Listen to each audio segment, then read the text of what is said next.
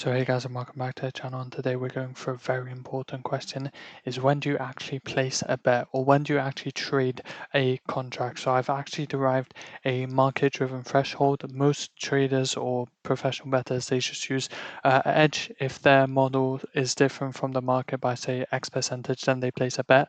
But in this video I'm going to be showing you a different way to approach this question. So let's go for an example here. Let's say there's two players competing in a sport, for example, and these are the odds. You can see player A is the favorite, but it's kind of a 50-50 match. And we have a model that describes what our thoughts are on this match. And we want to see how far our model probability must sit away from the market probability in order for our bet to be profitable. And when I say profitable, it's over a long amount of bets over a lot of games. Will our bets make money or will we lose money? So that's the question we're trying to answer.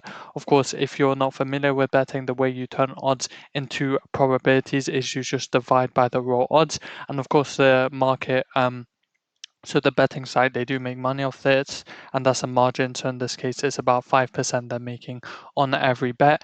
And to get the raw implied probabilities that sum to 100, you just need to divide by that margin. So you can see it goes from 55%, which is the implied probability with the margin, to 52% for player A winning. You can do the same for player B and get the market views on player A winning and player B winning.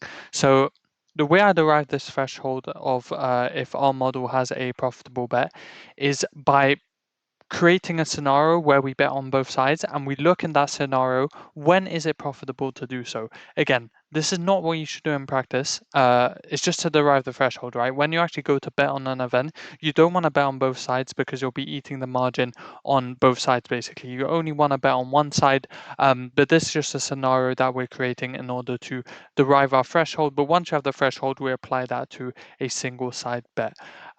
So yeah, the payoff is just this us like deriving the threshold I showed you at the start. So the payoff if player A wins is our probability that player A wins times their odds, and then because the probability is sum to 1 and it's a two-player game, it's just 1 minus that probability of A winning times the odds of B. So those are the payoffs. Now in our world, we're going to assume that our model is perfectly calibrated.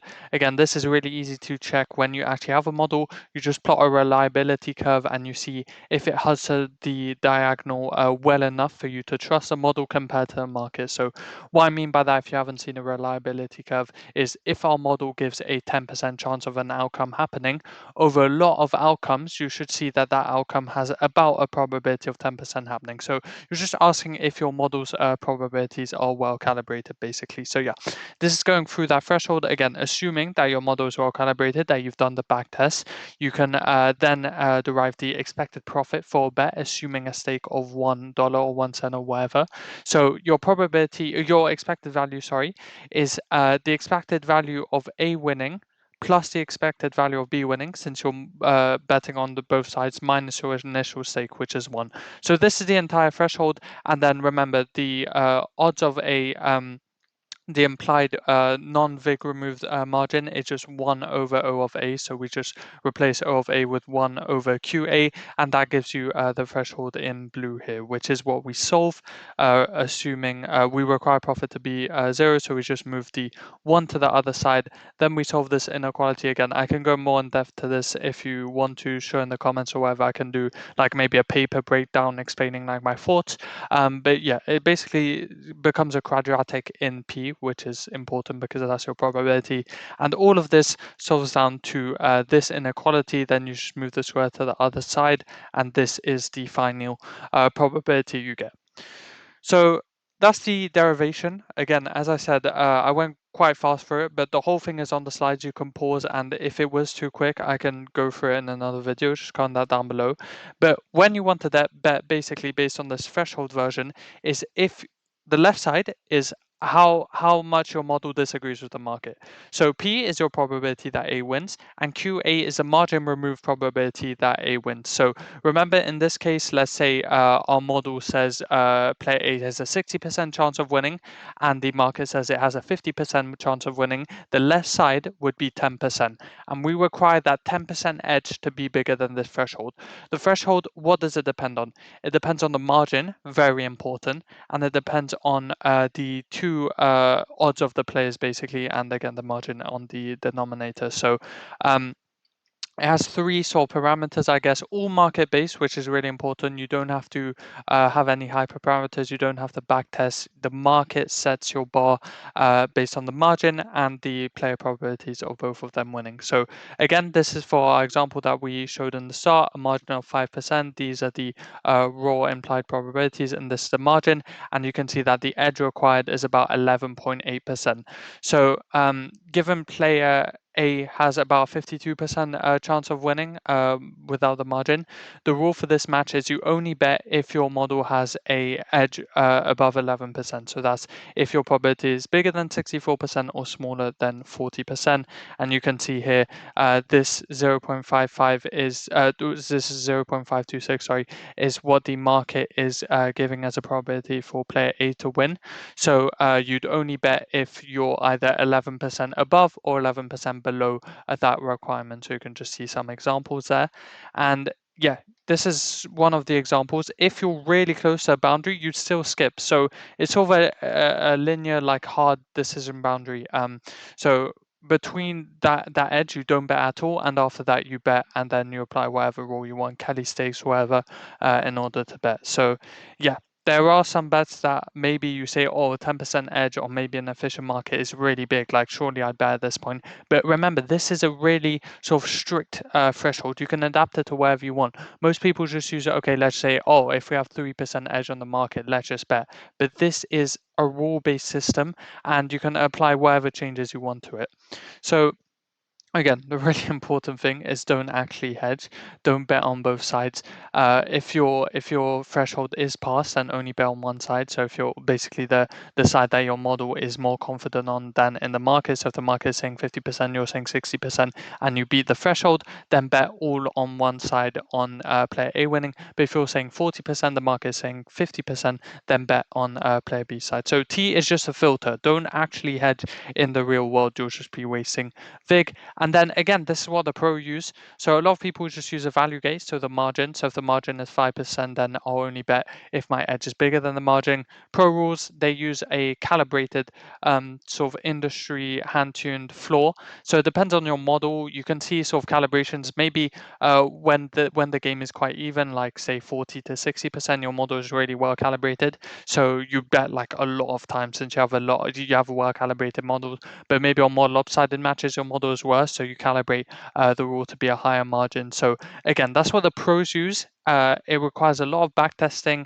It requires sort of a held out test set. You need to know where your model performs well, know where it doesn't perform well.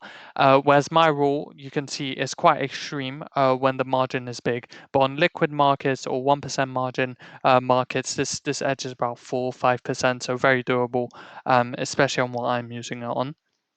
And this is sort of a visual representation of what the threshold is. So remember, the higher the margin, the bigger the threshold is. So it can get up to 16%, which is quite big. But you can see for lower margins, it goes from 2 to about 5%, 6%, as I said, and 1% is even lower.